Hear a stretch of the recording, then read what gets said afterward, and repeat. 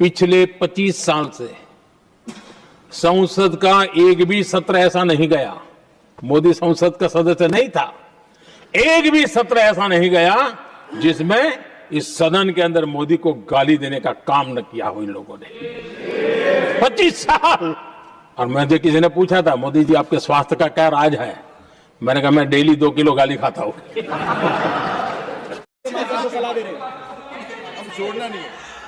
Hello दोस्तों, कैसे हो? उम्मीद करता हूं कि आप सब ठीक होंगे। आज देश की राजनीतिक में एक ऐसा बयान सामने आया है जिसने सांसद से लेकर सोशल मीडिया तक नई बहस छेड़ दी है।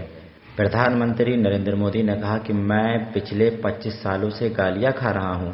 इस बयान के बाद कांग्रेस नेता प्रियंका गांधी ने जवाब देते हुए कहा कि अगर गालियां मिली हैं तो उनकी एक लिस्ट बनाई जाए। अब सवाल ये है कि क्या सिर्फ राजनीतिक आरोप प्रत्यारोप है या फिर देश की राजनीति का स्तर सचमुच में इतने नीचे जा चुका है कि मुद्दों की जगह शब्दों की लड़ाई ज्यादा दिखाई देने लगी है। एक तरफ प्रधानमंत्री का कहना है कि उन्हें बरसों से निशाना बनाया जा रहा है, वहीं दूसरी तरफ विपक्ष ये दावा करता है कि लोकतंत्र में सवाल पूछना और आलोचना करना जनता का अधिकार है। ऐसे में जनता के मन में भी सवाल उठ रहा है कि आखिर सच क्या है।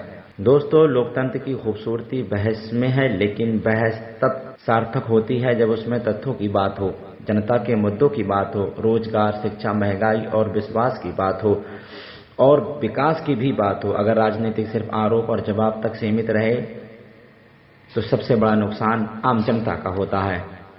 आप इस पूरे मामले में आपकी क्या राय है? क्या प्रधानमंत्री की बात सही है या प्रियंका गांधी का जवाब ज्यादा मजबूत लगता है? अपनी राय कमेंट बॉक्स में जरूर बताएं।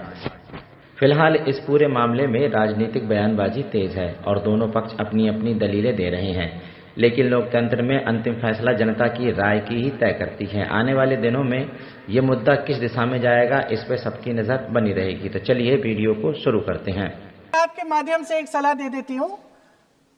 हमारे प्रधानमंत्री महोदय 12 सालों से इस सदन में है, मैं मात्र 12 महीनों से हूँ।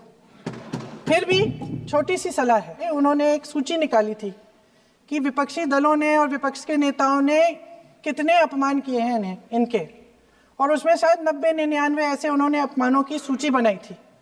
तो मैं उनको एक छोटी सलाह देना चाहती हूँ कि नेहरू जी से जितनी भी शिकायतें हैं, जितनी भी गलतियां उन्होंने की आपके जहन में, जितनी भी गालियां देनी है, जितना भी अपमान करना है, उसकी भी एक सूची बना दीजिए। नहीं, बात खत्म नहीं है।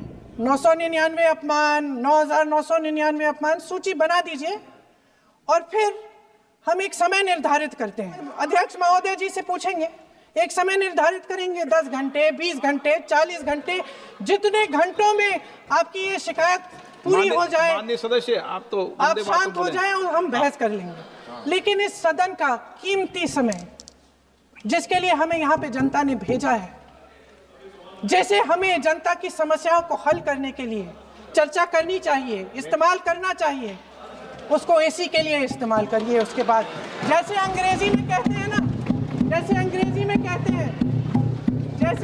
में कहते हैं कि once and for all let's close the chapter। Close कर लीजिए, देश सुन लेगा क्या क्या शिकायतें हैं, किसने क्या किया, इंदिरा जी ने क्या किया, राजीव जी ने क्या किया, परिवारवाद क्या होता है, नेहरू जी ने कौन सी गलतियां की, सुना लीजिए, फिर खत्म। उसके बाद बेरोजगारी, महंगाई, महिलाओं की समस्याएं, जो पीएमओ में हो रहा है उसकी बातें, उसकी चर्चा, जो बैटिंग ऐप के बारे में हो रहा है पीएमओ के अंदर, कि ये सरकार इस देश के वर्तमान की असलियत छिपाना चाहती है। आज देश का युवा कितना परेशान है, कितनी मुश्किल में है, पेपर लीक होते रहते हैं, बेरोजगारी है, महंगाई इतनी बढ़ चुकी है, इसकी चर्चा हम सदन में क्यों नहीं कर रहे हैं? आरक्षण के साथ जो हो रहा खिलवाड़ है, उसकी चर्चा हम यहाँ क्यों नहीं कर रहे हैं? महिलाओं की बात होगी, बड़े बड़े ऐलान होंगे, मगर उनकी परिस्थितियों को सुधारने के लिए कोई ठोस कदम यहाँ क्यों नहीं उठाया जा रहा है? इन्हीं दरवाजों के बाहर खड़े होकर पत्रकार तरह आपने कहा कि आरोप मत लगाइए बगैर तथ्य के, तो मैं बोलूं कि नहीं बोलूं? नहीं, बिल्कुल नहीं। नो, आप उधर की बात मत बोलो। आप जल्दी से बोल लेते हो, सदन में जो कुछ भी बोले वो तथ्यों से बोले।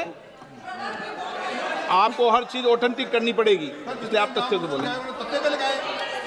अच्छा सर, बड़े बड़े शहरों में प्रदूषण है, लेकिन हम इस सदन में बैठकर सिर्फ छोटी छोटी बातें करेंगे।